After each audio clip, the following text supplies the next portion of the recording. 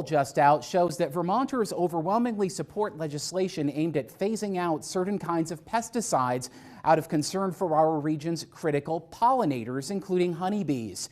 Well, ABC 22's Rebecca Driscoll joins us live in the newsroom tonight with more about that. Rebecca? Thanks, Mike. Vermont Public Interest Research Group says it found that 83% of Vermonters support H706, a pollinator protection bill that would phase out the use of seeds treated with neonic pesticides.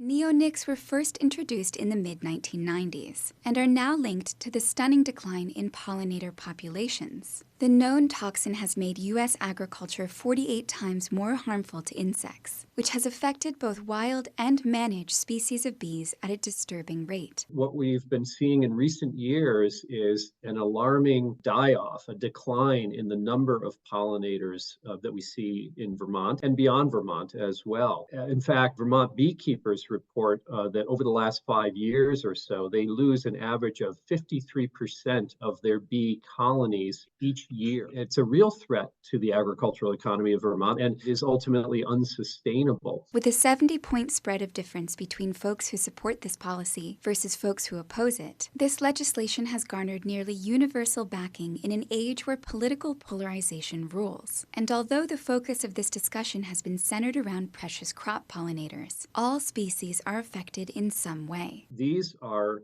neurotoxins. They don't just affect intended target insects or pollinators. They can, in fact, threaten other species of wildlife and even potentially, yes, human health as well. And it's interesting to note that of these treated seeds, only a tiny fraction of the pesticide ultimately is taken up by the plant. That's a danger in that most of the pesticide is then in the soil and gets into waterways and can, again, affect our environment and other species in unintended ways.